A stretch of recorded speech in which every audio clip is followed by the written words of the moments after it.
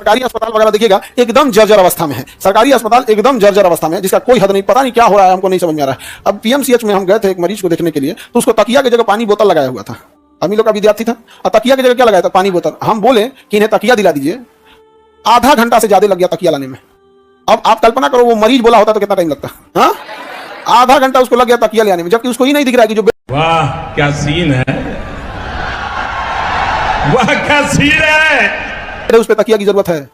PMCH में कुछ चीजें हैं जो डॉक्टरों के लिए समस्या होती है, जैसे 100 बेड है, 500 मरीज घुस जाएगा, आप वापस भेज नहीं सकते हो, नहीं समझे। एम्स वगैरह में क्या होता है, बेड खत्म काम खत्म, अब नहीं लेगा एडमिट। लेकिन पीएमसीएच में क्या है, ज्यादा। तो जहां इस टाइप की व्यवस्था है वो हम लोग भी समझते हैं ओवर वर्कलोड पे चल रहा है पीएमसीएच। लेकिन जिसको बेड मिल गया है एटलीस्ट उसको क्या दे दीजिए, तकिया किया तो दे दो भाई, मरीज से तो और दिक्कत होता है। इसी वजह से प्राइवेट हॉस्पिटल में लोग जाते हैं। और प्राइवेट मेरे को जानता नहीं है हॉस्पिटल आपको एटीएम का मशीन समझता है, समझा गया।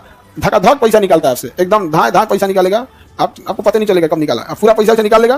तो ले जाओ इसको, छोड़ दो इसको। सीरियस रहेगा ना मरीज तो स्टेप बाय स्टेप पैसा निकालता है। पहले आपके गांव का डॉक्टर कुछ निकालेगा, पैसा दूर लिया, फिर आपको जिला भेजेगा, कुछ वो निकालेगा, फिर वो पटना भेजेगा, कुछ वो निकालेगा, आप कहेगा दिल्ली ले जाइए नहीं तो सेवा कीजिए। कोई भी व्यक्ति जिसके पास पैसे हैं और पढ़ा लिखा है, उसके पास इतनी मजा आया, और मैं ये जो मजा है हिंदुस्तान के हर व्यक्ति को देना चाहता हूं। हिम्मत ही नहीं है कि वो अपने बच्चे को सरकारी स्कूल में भेजेगा। सरकारी स्कूल में भेजने के लिए मजबूर होना जरूरी है। जब तक वो मजबूर, असहाय, एकदम हार ना जाए, तब तक सरकारी स्कूल और सरकारी अस्पताल में नहीं जाता है। आपका हिम्मत कांप जाएगा, आप सरकारी अस्पताल पीएमसीएच में जाते हैं, बहुत दिक्कत हो जाएगा। लेकिन कुछ चीजों के लिए ठीक है, इमरजेंसी के लिए ठीक है। हमारे एक बार यहाँ पे सर्वर पैसे से कट गया था यहाँ पे, ठीक है, तो हम गए पीएमसीएच में इमरजेंसी में, तो 5 या 10 रुपए का पर्ची कटता है, इसे बहुत सस्ता करता है, 5 रुपए। अब ये 2018 में कटा था, 18 में, तो इतना ध्यान नहीं है, 5 रुपया कटा कि 10 रुपये, 5 रुपये का पर्ची कटा। गए यहाँ माथा फूट गया था, तो जब पट्टी लगा के खड़ा थे, क्या हुआ है, माथा फूट गया है, पर्ची कट गया, तो जाइए फलाना रूम नंबर में। तो वहाँ एक डॉक्टर थे, रजिस्टर लेके बैठे थे, उन लोग के ऊपर इतना वर्कलोड था, तुम किसका किसका हुआ, फिर हमारा पूछे क्या हुआ, तो फिर भेज दिए कि ड्रेसिंग रूम में आप चल जाइए। अब ड्रेसिंग रूम में गए, वहाँ बैठे, तो हमारा ये टाका सिलने के लिए मेन ऑपरेशन थिएटर में लेके चल गया। हम लोग और डर गए यहाँ पे, मजा नहीं आ रहा है। तो खैर ऑपरेशन ऑपरेटिंग टेबल पे नहीं लेटा है, वो ऑपरेशन थिएटर में इसलिए ले गए होंगे कि वहाँ सारी चीजें इक्विपमेंट इजीली अवेलेबल हो। वहाँ एक कुर्सी पे बैठा के टेबल पे इसको सी दिए और कहे कि बढ़िया टाका मार दें। हम कहे कि भैया आप बढ़िया ही टाका मारिए, तो कह बढ़िया के लिए 500 लगेगा। तो फिर बढ़िया टाका लगाने के लिए क्या दिए, 500 रुपया दिए, तो वही टाका मारा। तो हम कहे कि वो खराब वाला दिखाइए, तो ना उनके पास कोई खराब था ना अच्छा था, एक ही स्टैंडर्ड का था, बट ये तरीका था। क्या था तरीका, हम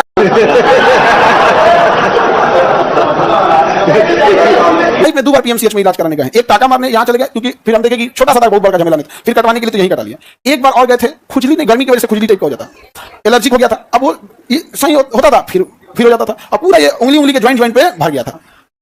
वहां का 5 रुपए का पर्ची कटा है, दवा लिखा था 1700 का कि 3500 का दवा लिखा था, मतलब इतना ध्यान नहीं, हमको 1700 का दवाई लिखा था। हम कहे कि ये भाई ये हमारा खजुआट का दवाई। मैं जानता हूं आपको कितनी दिक्कतें आई है। 1700 का, जब निकले ना तो 5 उसी डॉक्टर के 4 को दलाल दवा लिखे यहाँ पे। यहाँ से जाइएगा, बाएं मुड़िएगा, एक तो यहाँ यमराज मेडिकल स्टोर होगा, यमराज मेडिकल स्टोर से ले लीजिएगा यहाँ पे। अगर वहां नहीं मिलेगा तो जस्ट यमराज मेडिकल स्टोर के बगल में चित्रगुप्त मेडिकल स्टोर होगा, वहां से ले लीजिएगा। यहाँ पे नहीं मिलेगा तो हमारे फूफा का है रावण मेडिकल हॉल, वहां से लीजिए। मैंने कमीशन फिक्स है, गजब हाल यार। अब हमको ये नहीं समझ में आ रहा है, जिसके पास पैसे नहीं है वही ना 5 रुपए की पर्ची कटाने गया है, वो 1700 रुपए का दवाई ले। बंद करो, हाथ जोड़ के मैं मोदी साहब से गुजारिश करता हूँ।